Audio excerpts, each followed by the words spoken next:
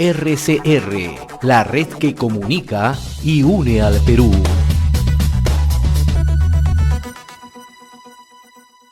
Es una característica de RCR recoger justamente puntos de vista de distintos puntos del territorio nacional. Y en esta parte del programa, justamente, ¿no?, en el horizonte que siempre trazamos aquí en RCR es echarle una mirada cómo se ve desde el interior del país, son temas de importancia.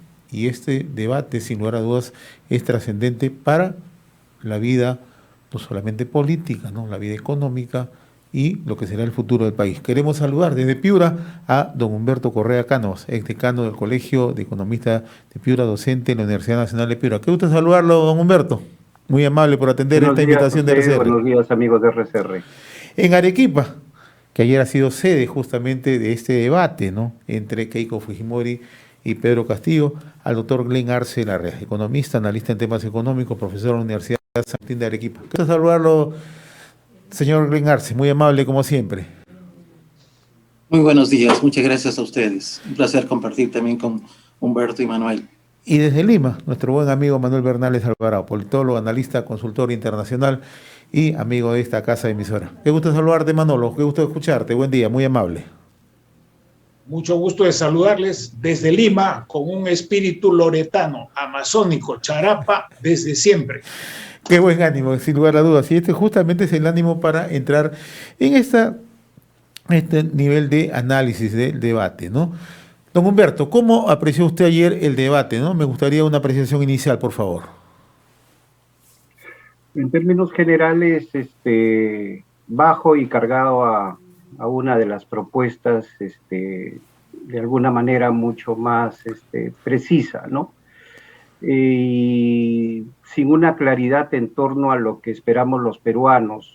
Nos trata la prensa también corriente de vendernos siempre los plazos a 100 días y 6 meses, y no mirar las propuestas de los candidatos a un plazo que es su periodo de gobierno de 5 años, donde podemos tener una mejor lectura de las propuestas, ¿no?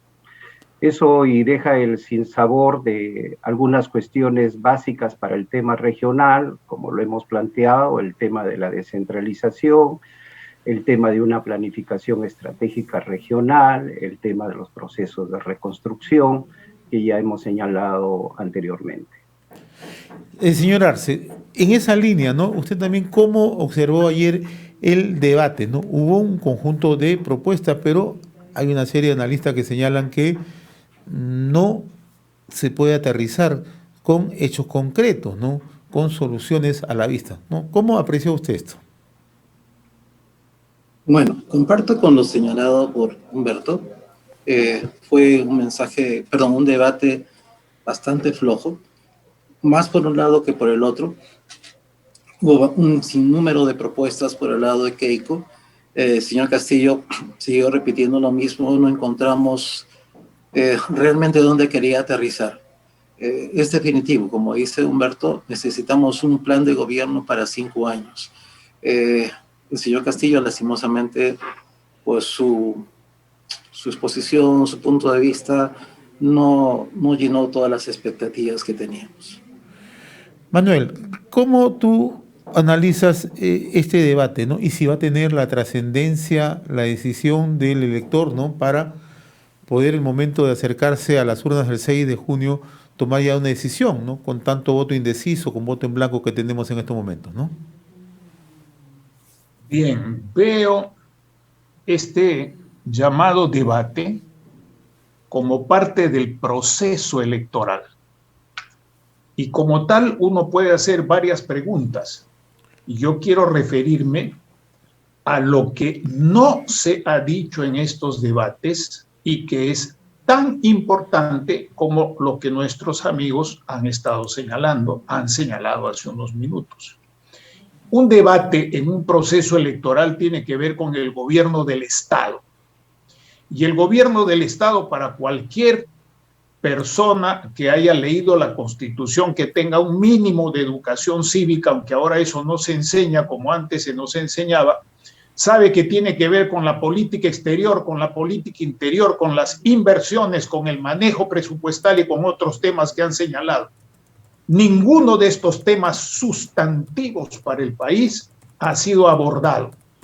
En parte por lo siguiente, porque siendo parte de una campaña electoral, el haber evitado 4 debates ha llevado al jurado electoral a tener un menú fraccionado, casi como si uno entra a un restaurante de comida rápida y se va sirviendo un poquito de cada cosa, lo cual es aceptar un esquema de irrespeto por nosotros los ciudadanos, varones y mujeres de las provincias y del extranjero y de Lima.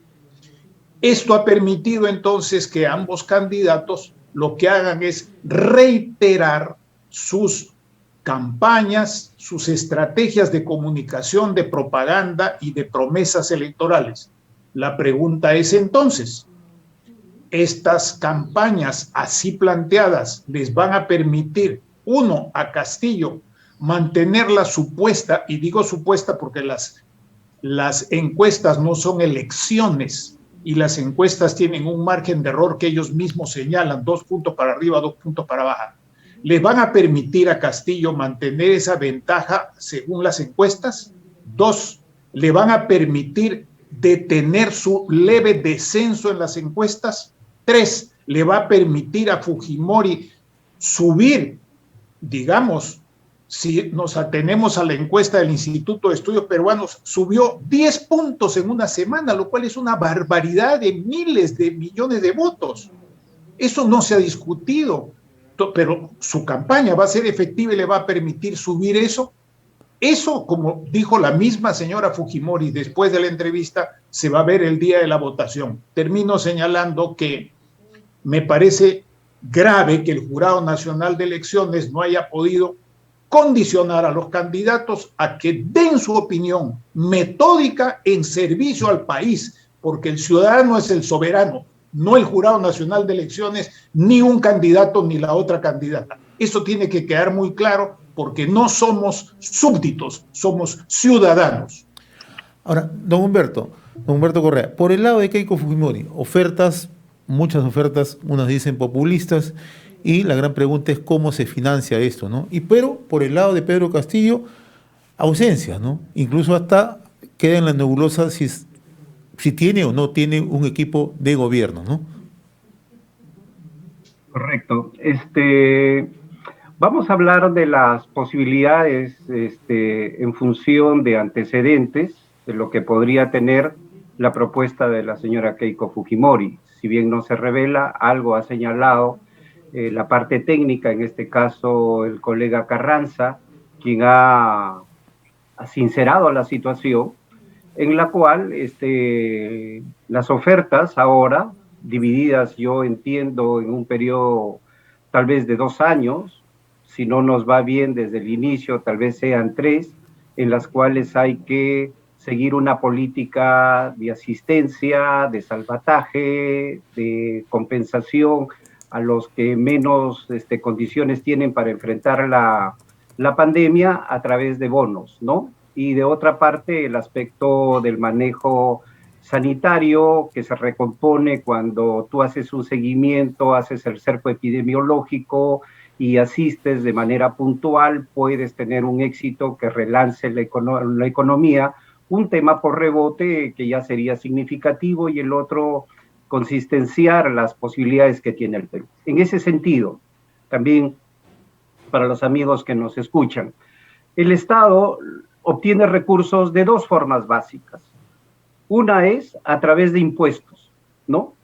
Y todas las formas, pero es una forma coactiva de cómo obtener de la actividad productiva, particularmente de las empresas y de las personas, y todos aquellos que compramos en algún sitio algo, estamos pagando un IGB, recaudar. Y la otra forma es a través de deuda.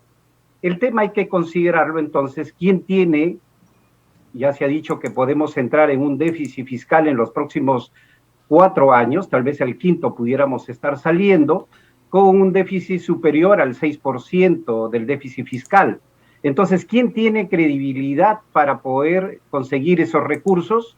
Es mantener más o menos el statu quo que tenemos ahora, la credibilidad internacional, como bien señalaba Manuel, no somos una isla, nos dependemos, el comercio no es un solo sentido, no es que yo voy a dejar de importar y a mí solamente me van a comprar los otros países, no es así, es un tema recíproco, es un tema de confianza también. Entonces esa muestra la tiene más la propuesta de la señora Keiko y podría ahí estar el financiamiento. De otra parte, es una recomposición también del presupuesto, como planteamos y algunas veces hemos conversado de esto, José, en las posibilidades que tienen los gobiernos regionales y gobiernos locales y que lo hacen para vecinos nuestros. El caso de Ecuador es evidente para nosotros, cómo tú puedes recomponer y establecer prioridades.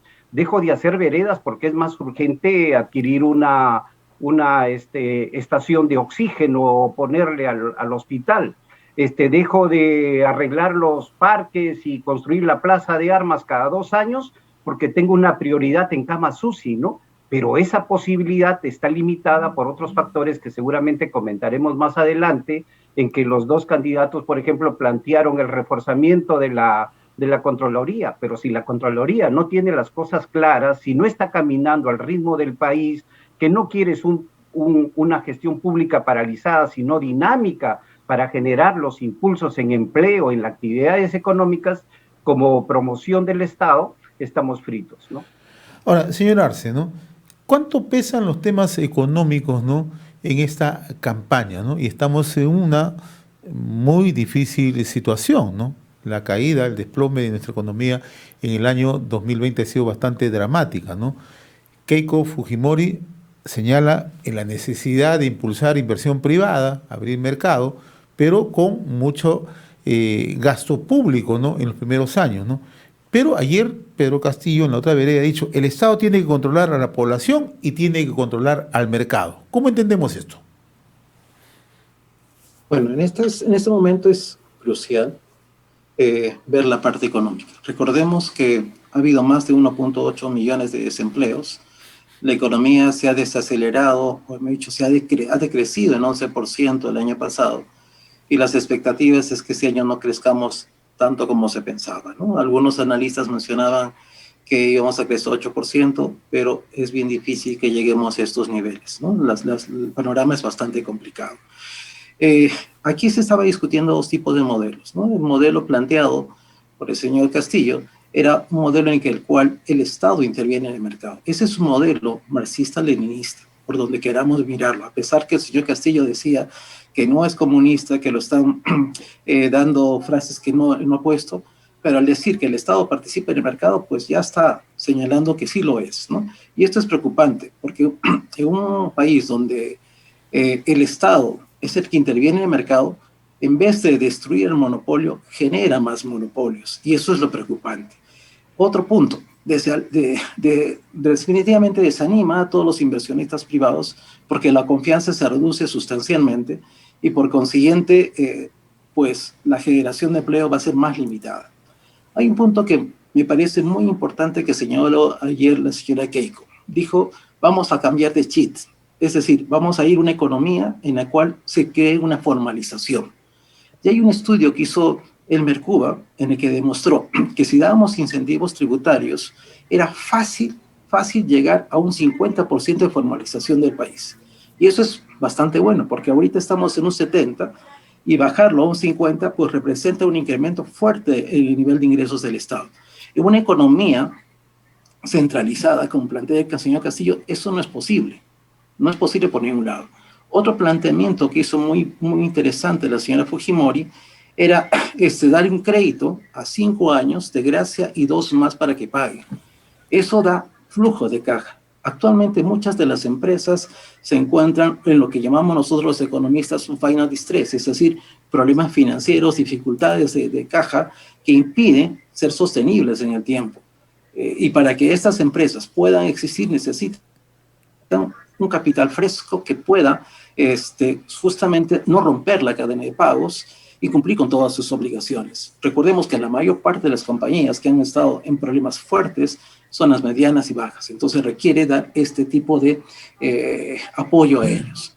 ¿Cómo lo va a financiar? Por un lado, si llegamos a esta formalización de 50%, pues tienes una fuente importante. Aparte va a emitir bonos, como ya lo señaló el señor Carranza, no lo dijo ayer la señora Fujimori, pero en el debate técnico sí lo planteó, el señor Carranza. Va a emitir creo que 3.000 o 5.000, no me acuerdo la cantidad importante a través de COFIDE para poder financiarlo. Otra fuente de financiamiento extraordinaria es que nosotros estamos en una coyuntura favorable a nivel internacional. Los precios de los minerales están subiendo. El cobre ha llegado a los niveles más altos que estuvo en el boom que tuvimos de minería. Estamos justamente a niveles de 4.50, 4.80, está fluctuando hoy el precio. Hoy día empezó a 4.55 y es algo muy interesante. Recordemos que el coste promedio de todas las empresas del país está en $2.40, por lo tanto, eso genera una sobreganancia. Y aplicarle un impuesto a esa sobreganancia, pues tienes ahí una fuente de financiamiento bastante interesante, ¿no? Entonces, creo que lo planteado por la señora Fujimori, desde el punto de vista netamente técnico, está bien sustentado, está totalmente financiado. En cambio, el modelo de Castillo sí es preocupante. Preocupante porque no tiene una propuesta seria que implique no solamente cómo hacerlo, sino cómo financiarlo. Estaríamos en un retroceso y eso creo que es lo que está viéndose en las encuestas, ¿no? O sea, en las encuestas se está visualizando que ya las personas están viendo que este modelo podría traer problemas bastante serios al país. Manuel, hace unos días el Instituto Nacional de Estadística e Informática nos ha puesto sobre la mesa un detalle bastante descarnado, ¿no? En Perú, la pobreza ahora afecta a más de 9 millones de compatriotas, ¿no? 9.600.000, ¿no? La pobreza extrema a 1.600.000, ¿no? Y tú apuntabas hace unos instantes, ¿no? Si estos mensajes, ¿no?, calan en la población, sobre todo en el ámbito rural, que tú lo conoces muy de cerca, ¿no? ¿Son convincentes ambos mensajes? ¿Qué fortalezas y qué debilidades tienen estos mensajes? Mira, las evidencias son muy claras. En la primera ronda electoral hubo 2 primeras minorías y una primera minoría y 4 segundas minorías, con un porcentaje muy grande de personas que no han votado.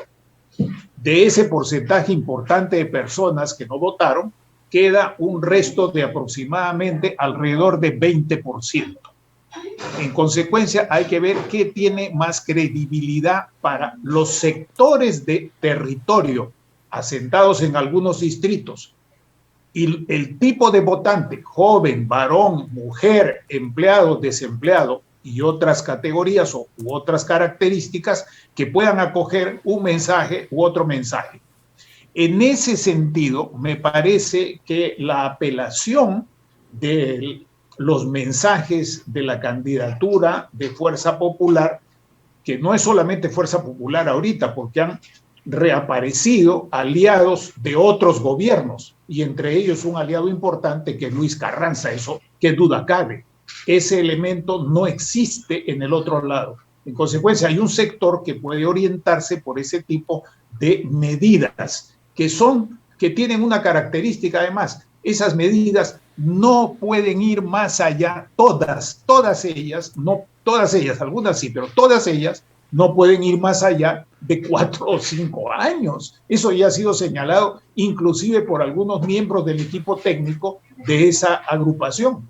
Pero por el otro lado, mi querido Pepe, como todo esto sigue en la campaña y respondiendo a tu pregunta, el fondo de la otra campaña es el tema del cambio constitucional, el cambio de régimen y la paralización de inversiones agroextractivas o agromineras, que se ha dicho con toda claridad, no a tal cosa, no a tal otra, pero no a Conga, no a tía María, pero al mismo tiempo queremos empresa privada. Yo francamente no entiendo eso. ¿Qué es lo que hay en el fondo? Una promesa constitucional. Y como el régimen es de 5 años, yo les pregunto a ustedes, personas adultas, varones, mujeres que conocen, ¿en qué país del mundo se puede resolver que muera menos gente? Atención primaria de salud. Primera medida, evitar la muerte. Todo lo que va en adelante es ganancia. Segundo, reactivación económica sin acudir a la dinámica de la reinversión privada y un buen uso de los recursos fiscales para reactivar. Tercero, ¿qué proceso nuevo constitucional se resuelve en 3 meses para poder atender pandemia y reactivación económica? Vamos a tener al país discutiendo eternamente. Esa es mi preocupación. Yo no renuncio a pensar Y por si acaso, no comparto alguna opinión de personas que dicen que la intervención del Estado, la intervención es estatismo. Revisen ustedes cuáles son los 15 primeros países en los informes del Foro Económico Mundial y del Informe Mundial de Desarrollo Humano, y ustedes verán que en toditos esos países hay un porcentaje de intervención del sector público, lo cual no significa estatización de la producción, del comercio y otras cosas, sino son economías mixtas, lo que se llama economía social de mercado con otro nombre. En consecuencia, no confundir estatismo con intervención, porque en todos esos países, empezando por Estados Unidos, Dinamarca, Noruega, Alemania, Francia, España, hay una participación del sector público en la economía, pero lo clave es cómo participa. Si participa solo gastando o solo apropiándose de la gestión, eso ya se está visto que está destinado al fracaso. Si participa estimulando la producción de distintos agentes privados, eso es otra cosa, y eso es lo que se hace en esos países. En síntesis, va a haber una opción entre medidas dentro de la Constitución para 5 años y medidas que no se sabe a dónde nos pueden llevar por la dinámica política que conlleva una constituyente, con un Congreso dividido, con elecciones regionales que vienen, están ya cantadas, departamentales y municipales para dentro de poco, y con movilizaciones. Finalmente creo que cualquiera que gane, me adelanto con esto, me vas a perdonar, cualquiera que gane va a tener que negociar con el Congreso, con los gobiernos regionales, con el sector privado, con el sector extranjero, y si no tienes medidas claras de corto plazo, como las que han sido enunciadas, es prácticamente imposible negociar, porque no se negocia con promesas, se negocia con medidas. Bien, estamos dialogando desde Piura con Humberto Correa Cánovas, ex decano del Colegio de Economistas de Piura, docente en la Universidad Nacional de Piura, desde Arequipa con Glenn Arce Larrea, economista, analista en temas de economía, profesor de la Universidad San Agustín de Arequipa, y desde Lima nos acompaña Manuel Bernales Alvarado, politólogo, analista y consultor internacional. Ingresamos a la ronda final. Don Humberto, usted la semana pasada planteaba en el debate técnico algo que las provincias siempre reclaman. El Perú siempre reclama, ¿no? Miren a las provincias, miren al interior del país. Tocó un tema, el tema de la reconstrucción. Ayer hemos visto que hubo pinceladas en el debate, ¿no? Algunos proyectos de inversión en varios puntos del país. Uno de ellos es la reconstrucción, uno de ellos ha sido el proyecto Alto Piura, en el caso del norte, en el caso de Arequipa ha sido Majes, en el caso de Ancash ha sido Chinecas, etcétera, etcétera, ¿no? ¿Esto es suficiente o falta más justamente para el impulso y reactivación económica? Yo plantearía más el tema de descentralización y junto con ello la cuestión de la descentralización fiscal con responsabilidad, con controles, y eso te lleva a un tercer elemento que es que para nuestra familia, que para nuestra empresa, para nuestra organización donde trabajamos, y no tiene que ser menos para una municipalidad, un gobierno regional y más el Estado nacional o el gobierno nacional, es el tema de la planificación estratégica. Si no tenemos claridad hacia dónde queremos ir, aunque sea una utopía, pero te señala un camino, entonces estamos siempre en la situación de la emergencia, en la situación de intervención porque alguien tomó una carretera y estamos a la espera de alguna estadística que te advierta después de 2 años que tienes un incremento en la anemia, ¿no? Porque no estás organizado. Y de verdad, en este tema, partiendo de la cuestión de salud, revisaba unas notas que me llegaron en relación a Piura y lo quise comparar con Arequipa. No puedo generalizar más, pero tenemos que, por ejemplo, en el primer nivel de atención de salud, tenemos más del 80, casi 90% de atención, donde la distancia, que es un aspecto importante ahora para cambiar la definición de lo rural está definido en función de población y no de cercanía a los servicios, que es la clave de la política pública ahora. Entonces encontramos que están a menos de 30 minutos. Entonces, ¿dónde está el problema? En el centralismo, en la recentralización, porque nosotros en los gobiernos regionales, ¿a qué nos dedicamos? 70%, que es el caso de Piura, se dedica a pagar el sueldo de profesores, el sueldo de los médicos, de las enfermeras y los técnicos. Y del resto de las otras 20 y tantas funciones que nos quedan, están correspondiendo no más del 5%. Entonces, entre las más importantes.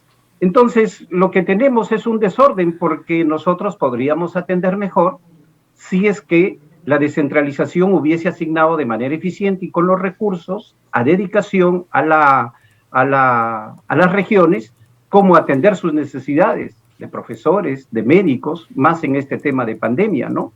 Y con ello también cómo cumplimos las funciones. Hoy es un trueque. Nosotros hemos tenido canon importante, y ese canon importante, ¿a dónde se ha ido? Se ha ido a financiar, para señalar nada más, Piura desde el año 83 hasta el 2010, el 2020, ahora último, ha recibido 3.025 millones de dólares de canon. Tú los buscas, no los encuentras. Cuando hacemos la investigación, nos encontramos que son las contrapartidas. Tienes un proyecto de 100 millones de soles en agua y desagüe, vas a vivienda y vivienda te dice, mira, tu proyecto cuesta 100 millones, pero yo tengo solamente 75. Entonces los otros 25 tienes que ponerlos tú. ¿De dónde coges? De canon. ¿Y qué dejas de atender? Lo que es vital en el principio de subsidiariedad que marca el proceso de descentralización, no puedes atender otras funciones que son específicas, claves porque tú conoces mejor tu región. Tú sabes qué distrito, qué sector, qué área de la producción agrícola o ganadera o industrial necesita habilitación de energía. Por ejemplo, Piura recién está esperando de hace más de 15 años que habiliten una línea de transmisión y conexión con Ecuador para darle garantía, para poder llegar a los valles como San Lorenzo, como el Medio y Bajo Chira con tensión de media alta para el proceso agroindustrial. Entonces, ¿cómo consigues ordenar esto?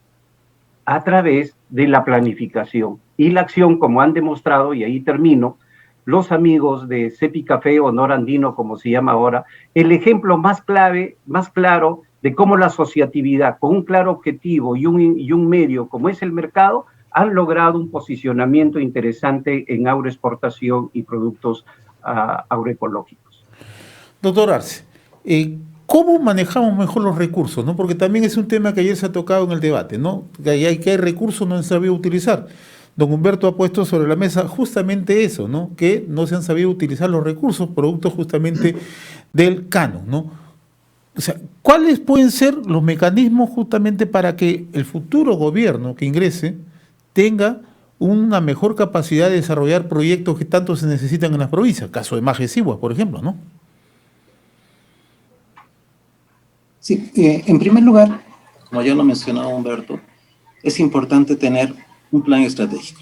Yo primero le llamaría un modelo de desarrollo local. Tenemos que tener un horizonte, saber a dónde ir, cuál es nuestro objetivo fundamental.